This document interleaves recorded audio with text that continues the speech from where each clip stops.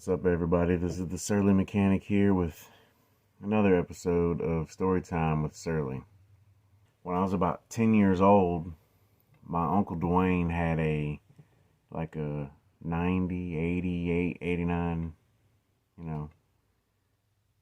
Ford Ranger.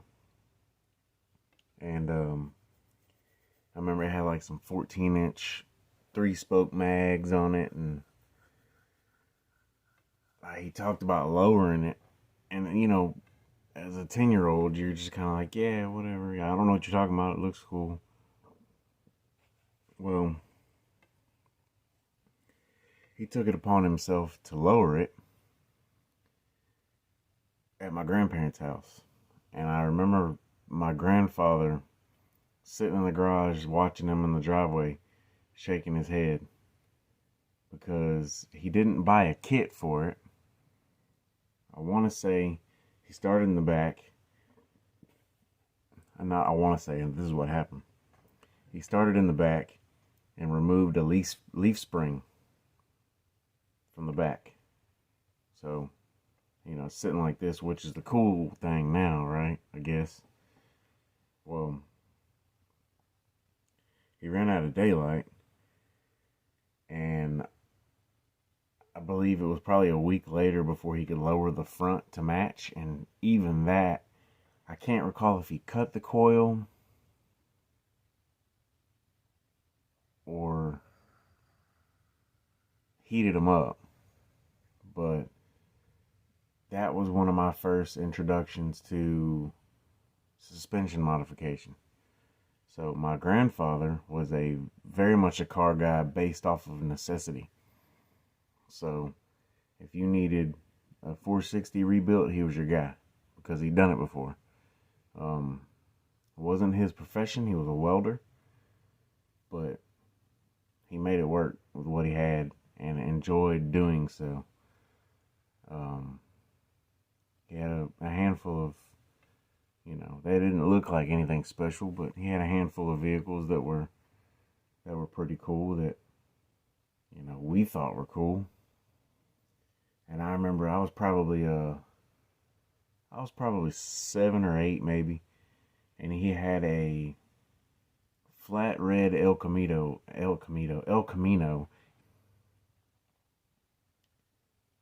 He had swapped parts from one El Camino to another to make this thing work and run. It was what he used to get to and from work every day.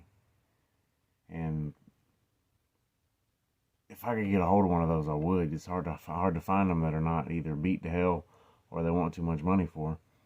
But I remember him stopping at the street corner, coming through the neighborhood and picking me up every day at the street corner, and I'd ride in the bed of the El Camino to the house. But I remember when he sold it, and this is back when you could buy a car for a couple $100 and it'll run and drive and get you where you want it to go. Nowadays you can't find that. So to backtrack on my uncle's Ranger, after he lowered it, this thing rode so terrible. It was terrible. Oh, it was bad. Riding down the road like this. And to top it off, folks, I don't want you to think about this. It's like 94, 93 in that area. He had taken the dash out and used texturized spackle spray paint and painted the dash.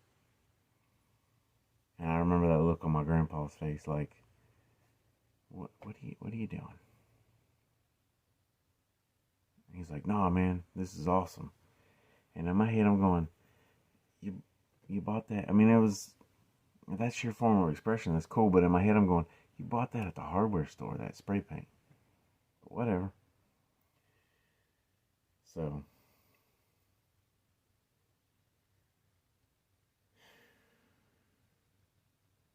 I had another story on deck about a friend of mine named Uncle Jack, who I ran into. I say ran into. He's a friend of my dad's. The first time I had met him, it's funny, he posted this little thing on Facebook about being leader of a motorcycle ride. And I remember the first time I met him, we were riding through the back roads of Pennsylvania. And, you know, like I said before, I'm always the caboose. I like to sit back, take my time getting where we're going. I'm not a Moto GP rider. I'm not a stunt rider. I'm not a fasty boy. That's not my thing. I like to cruise. Well, he decides he's going to pick up the pace a little bit and get a little spirited. And we were somewhere near Bedford, Pennsylvania, because we stopped for lunch that day. I ended up getting left. And I remember coming up through this little Amish village, whatever. And there was like a bump in the road. And I caught air, and I probably would have caught worse air had I not come around that corner.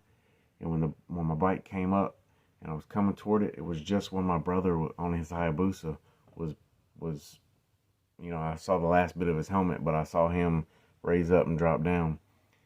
And I think we all caught air, but after that, I slowed down. Like I probably left the ground maybe 6-8 inches, if I had to guess. And when I landed, I'll catch up with you guys wherever you're gonna be. Nope, not for me.